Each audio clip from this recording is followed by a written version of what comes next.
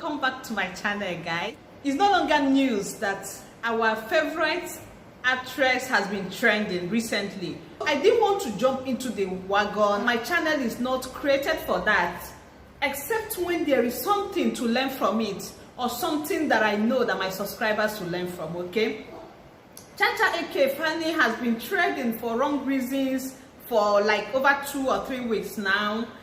Yes, I saw it, I read it, but I didn't really pay much attention to it, okay? Until the recent development that she has a case called bipolar.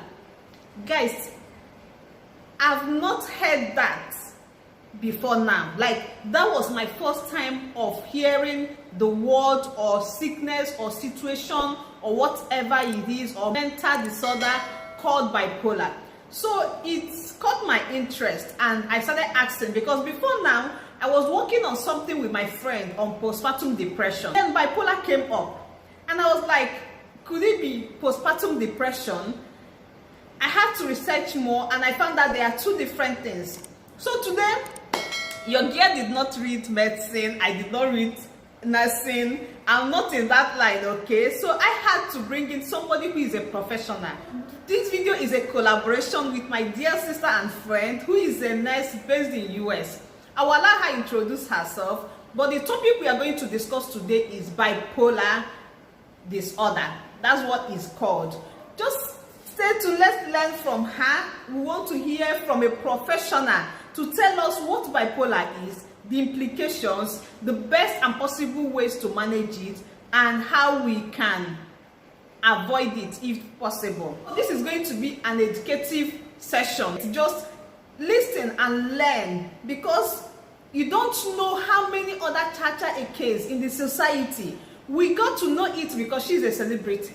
Now, what happened to those who doesn't have a voice? What happened to those who have been dying silently and so many people have tagged them to be aggressive, tagged them to be all sorts of things just because we don't really know what it is they are going through? Okay, so this is like an eye-opener. I thank God I have someone that can really handle it and give us the details, how to avoid it if it's possible, because that is just the main thing. But if not, how do we manage it? If it happens to someone around us, how do we know that this is bipolar? How do we know the traces, and how possible way can we help the person to come out of it fast?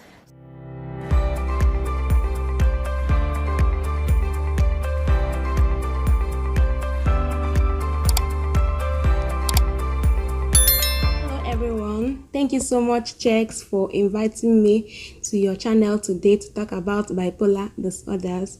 So guys, a brief introduction. My name is Adora. I am a nurse. I have been a nurse for some years now, about 5 years plus, and I have experiences in psychiatric nursing. I've also cared for people with this bipolar disorder. I'm also a YouTuber. My channel's name is Adorable Kitchen. But on this channel today, I'm going to talk about bipolar disorders. It's good we talk about mental issues because there are a lot of stigmatization attached to it. So we need to talk about it more often so that people will understand and know how to care and how to interact with people with these disorders, because it is not something bad. It's just like any other ailment. It's just like someone having diabetes or hypertension or even malaria. So it is just a sickness that we need to be aware of so that we can be able to cope and care for people around us with such disorders. I'm just going to use layman's terms to explain everything. I don't want to use medical jargons.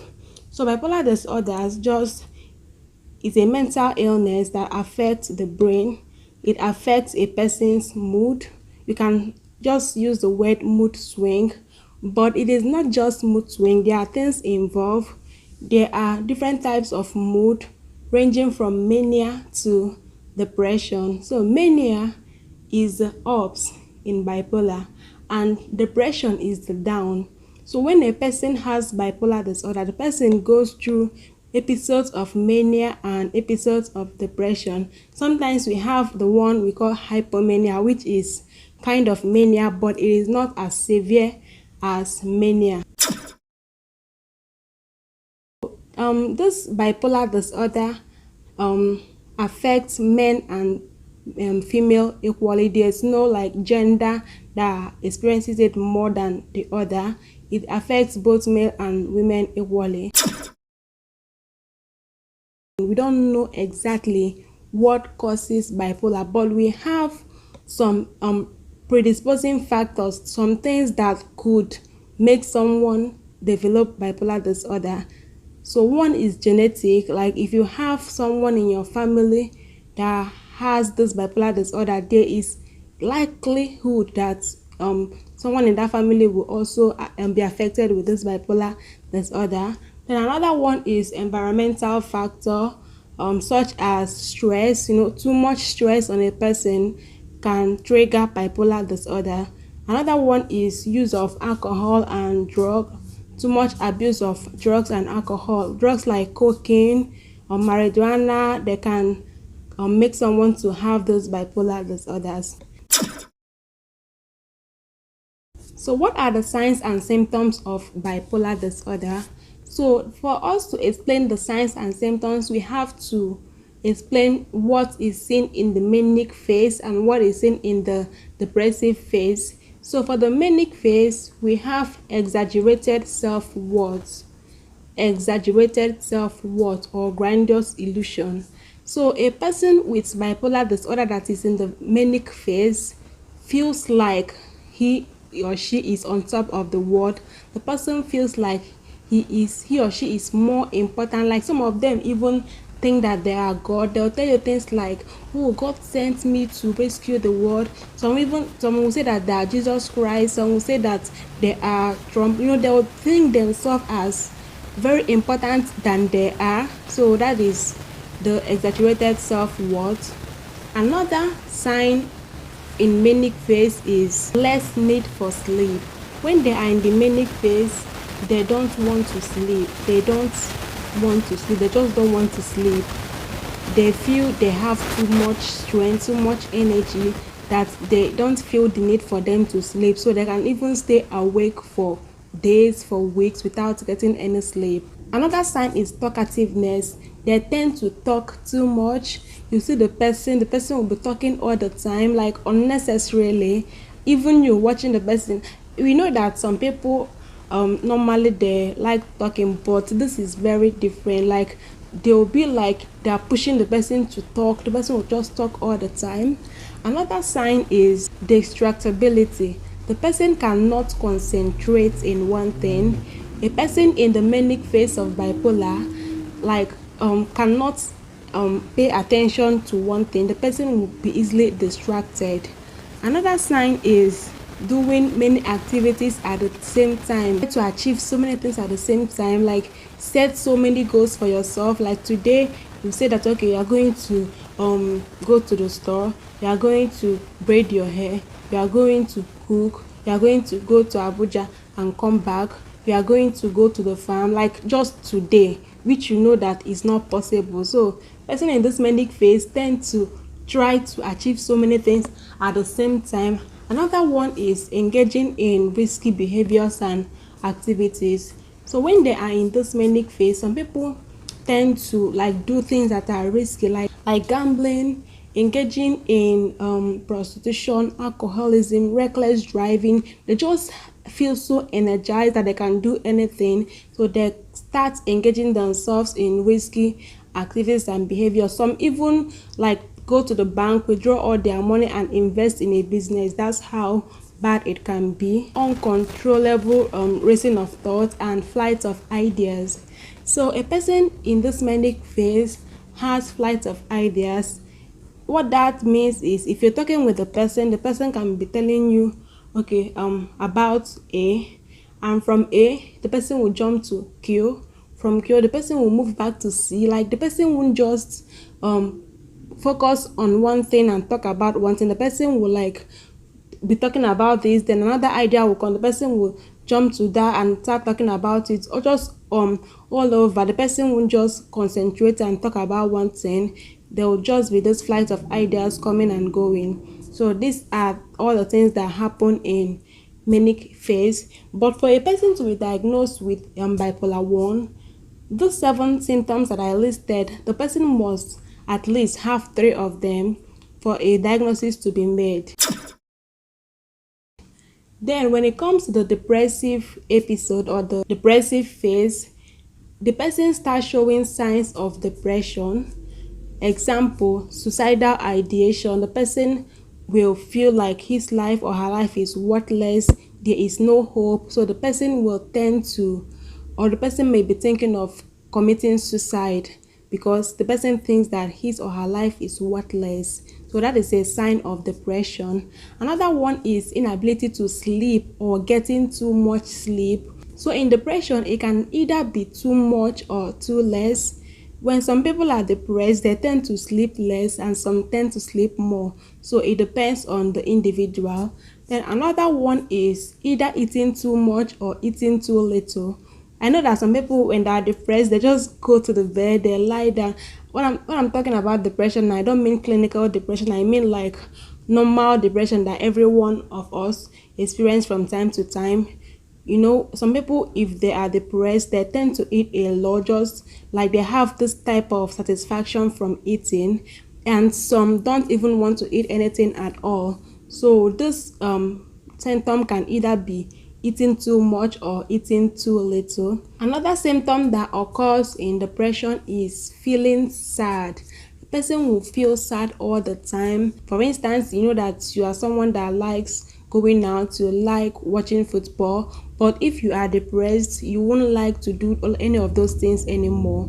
So you begin to hate the activities you usually like. So that is sign of depression. Another sign of depression is loss of energy, fatigue, just don't want to do anything, you are just down. So that is just the downside of this bipolar disorder. So just a brief summary: bipolar disorder involves this mood that keeps the person up and the one that makes the person feel sad. Sometimes these two can occur at the same time. Sometimes mania just occurs, and that is bipolar 1. Then bipolar 2, the person can experience both mania and depression or hypomania at the same time.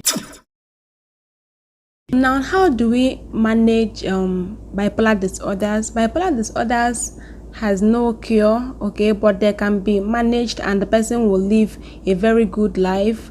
So the management are medications and psychotherapies. They use medications like mood stabilizers. Example is lithium, valproic acid. They also use antipsychotic medication. They use antidepressants. Then psychotherapy is also used. In psychotherapy, a psychotherapist or a psychiatrist can talk with the person. You know, the person will have to chart his or her mood, and using cognitive behavioral therapy, the person will know what triggers his or her episode. You know, sometimes there are things that triggers those episodes. It could be maybe drinking, it could be stress, it could be some certain people, you know, like going to a certain place or interacting with some certain people might trigger your episode. So you just have to identify those triggers and avoid them. Another one is group therapy. In group therapy, you meet people with this disorder and you just kind of interact with them. You share your stories and learn from each other. Sometimes electroconvulsive therapy is used. It is just application of electric shock to the person's brain, and it kind of triggers a seizure. And this treatment is used when medication and psychotherapy has failed. Okay, that is when we resort to this electroconvulsive therapy. It is done under anesthesia. Then we as individuals, we as neighbors, as friends, as families, how do we care for people with this bipolar disorder? So we have to love and respect. We have to be nice to them, understand what they are going through. Okay, you can help them avoid those triggers. Like if you know that this is what makes this person to have this manic or depressive episode, we can help the person to eliminate those triggers. We can also be there to protect them, especially like if they are in depressive episode and they have this suicidal ideation. we have to remove every sharps from around them, anything that they can use to harm or hurt themselves, like any sharps or any wires like belts or ropes. We can remove them from their environment so that they won't use it to kill them or harm themselves. Another thing we can do is to always be there. Don't just leave the person alone, so that the person won't make mistake. He or she would regret when he bounces back to the normal mode. I hope I explained all those things well. If you have any question, please leave it in Check's comment section, and if I see them, I will definitely reply to the comments. Thank you so much for having me here on this channel today, and I'll see you some other time. Bye.